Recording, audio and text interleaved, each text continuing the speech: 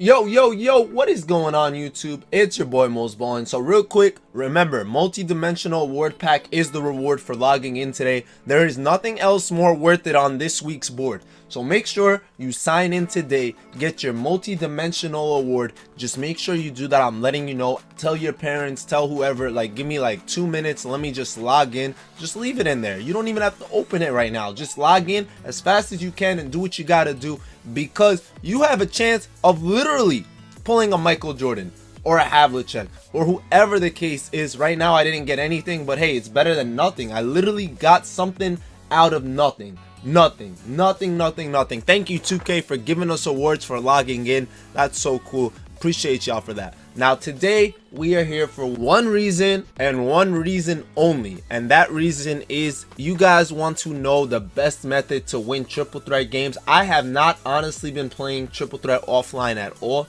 barely play it, but we know all the good methods, and that's why we have 102 wins. There are two methods, well maybe three, that we could talk about today. It's really two methods, and then one of them you could do two different parts to it. So I'm gonna start off with the method that actually wins you games the fastest. Now this method is very simple. It includes having one shooter and two big men. So like I said, there's two variations for this. You can do two shooters, one big man, or you could do it the way I have it set up right now. Make sure your shooter is somebody you can hit consistently with. What I mean consistent, I mean I want you knocked down, greening. I want you knowing his jump shot like the back of your hands. No one really knows the back of their hands, but I guess that's why people say it, because it's like your hands, you know. But yeah, anyway, that could be like whoever you think is like your best shooter, man. Like I have Jerry Stackhouse, I have Michael Redd, I have Tracy, I have all this and that, I have Carmelo, Rudy, all these guys,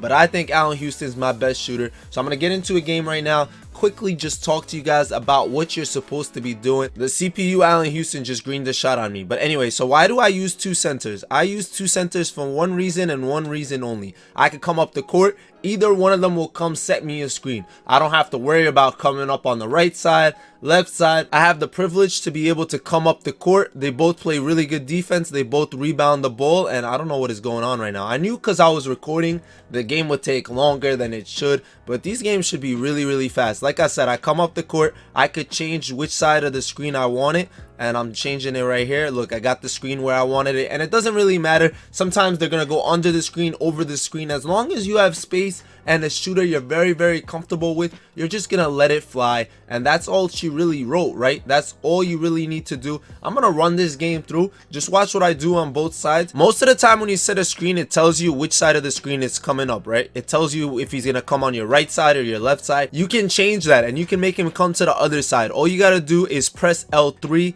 L3 is your left analog stick. You just press it down and it will tell him to come on the other side. So like you see right here, he's coming on that side. I want him to come on this side. He catches him right there and I'm greening. That's all it is. So just kind of dictate whether you want to go right, left. It actually helps you out a lot. It gives you easier shots without a doubt. Now, so I don't waste too much of your time on this video. I want you guys to go ahead and grind yourselves, right? I need you guys to go ahead and do your grinding. Get your wins up. You all have to catch up to my man Denver Struck, dude. The first dude to 1,000 wins. He used Dale Ellis. He was sniping his way through with Dale Ellis.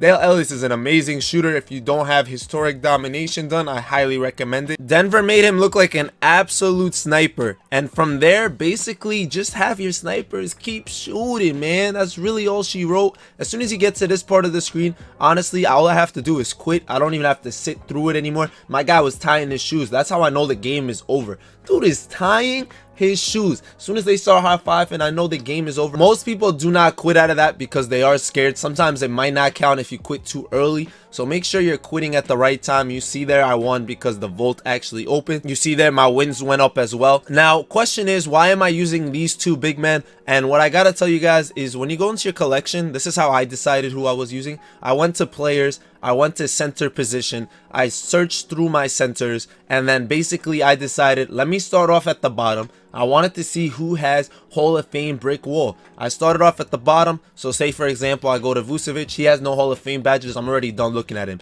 No Hall of Fame badges, done looking at him. Let's see. No Hall of Fame badges, done looking with him, right? I know he has gold brick wall, so that was like, I was like, I'll come back to him if I need to. Shaq was the first guy I had with brick wall Hall of Fame, so I was like, big W, need him 100%. The rest of my team, no one has brick wall Hall of Fame, not even one. So I decided to use George. He's 7'7", he's gonna grab my rebounds, he has gold brick wall. So I was like, that's it right there. Him and Shaq gonna set the pick. If I miss, one of them's gonna grab the rebound. Worst case scenario, right? They're both gonna play defense for me, and I don't really need to play defense. I let them score pretty fast, like just so the games can go by faster. I'm like, I'll trade buckets with you as long as I hit my threes. Now the other option within this method is to only use one big man. So say for example, I want to use Shaq, only he has Hall of Fame brick wall. I'll use Allen Houston, and now I have two options. I could use another shooter, so I could come up with, say, Michael Redd, another really great shooter, a guy that I could really rely on, right? Somebody that I can knock down shots with. And now I have one screener, two shooters. The issue with that is you can't really control who comes up to set the screen in triple threat. You can in regular, but not in triple threat. So we would have issues there. All you'd really have to do is make sure that the shooter on Shaq's side gets the ball, and you could work with that. Or your other option is to go with someone who has dimer, so you'd be able to switch through that, go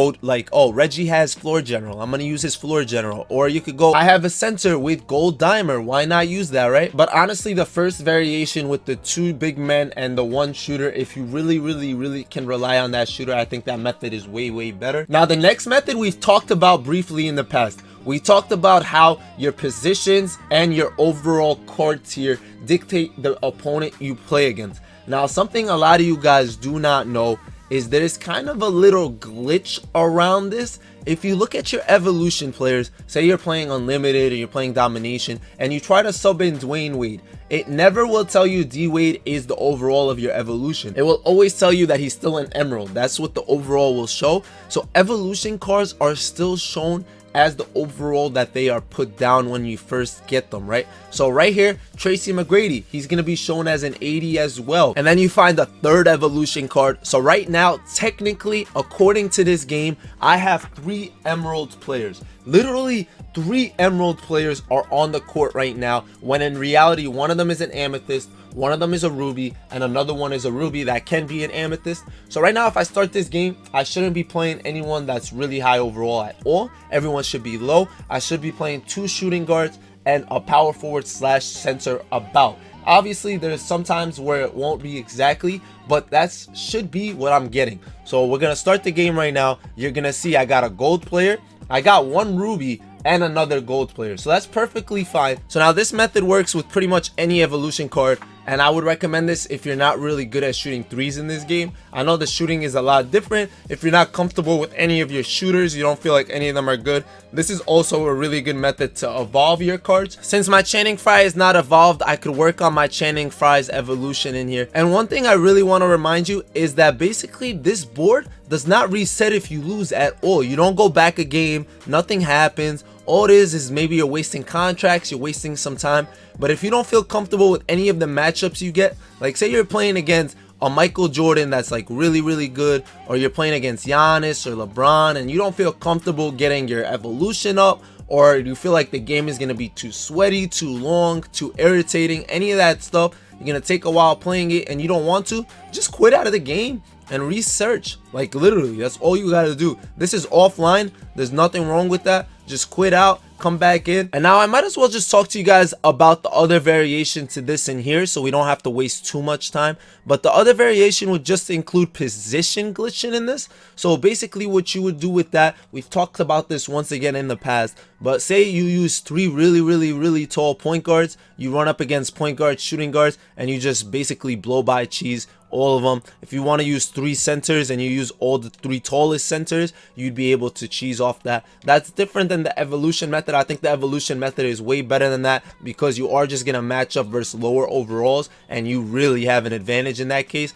Because right now you see I have a 91, an 89, and an 89, and the only reason we're playing Frye who I actually don't know if he's an emerald or an 89. Look, it says that he's an emerald there, so maybe he really is an emerald, who knows. But yeah, so basically it should be easy picking from here. Like, I should have no struggle winning this game. I know a couple of days ago I asked you guys to let me know who your triple threat lineup is, but I know there's some new faces, so let me know who your triple threat lineup is. Even if you told me who your triple threat lineup was before, I'm sure you've made some changes, so let me know regardless. Make sure to also let us know what method you're using down below. Now from there, I do want to point out one more thing. One thing, if you made it this far, this should help you out a lot. I said before, I'm only gonna put out tips like that are really important at the end of videos, so whoever makes it to the end can really benefit from it. So what we're gonna do is gonna go into controller settings. We're gonna change our shot meter. So we're gonna actually turn this off. We were told this in the beginning of 2K that basically if you don't have a shot meter, your window to hit greens will be higher. So what that means is your ability to green a shot, if you know what it is gonna be higher. So right now, I kind of know Allen Houston's release. I'm gonna go off that. Obviously, don't do this if you don't know the release. You're gonna have issues, but I'm gonna assume I know my release. So we just got into the game.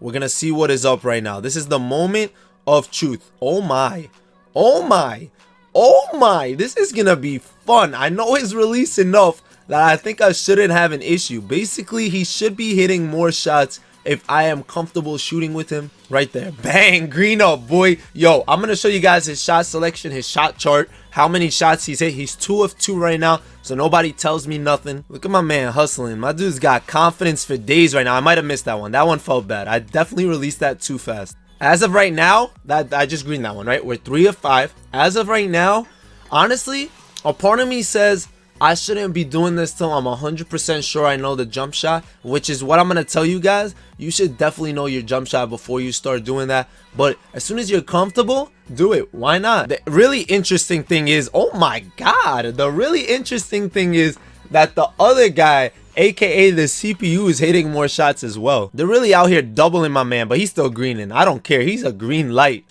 Greens on deck. I took one really bad shot that I didn't even want to show you guys because I took it literally with Baron Davis like breathing down this dude's neck. I don't even think he was breathing down his neck. He was literally breathing in his throat. Like, he was literally right here. I blame Merson for the bad screens. He's been setting some really weird screens, and I don't know what I'm doing, man. I really do not. If I end up losing this game, then we know this is not the method. But he's, though, honestly, turn your, oh my, guys, oh my, turn it off. You do not need a shot meter. Learn how to shoot. I'm gonna give you guys a real video in depth on how to shoot without a shot meter, because I got it 100% down. I got it 100% down. We're gonna green way more shots, and we're gonna figure this out. We're gonna take over 2K, and nobody gonna be able to stop us. I wasn't even talking about me. I was talking about us as a community. Everyone that watches me, we gonna learn how to shoot, and we gonna green for days, and we just gonna piss people off because they're not gonna know what's going on.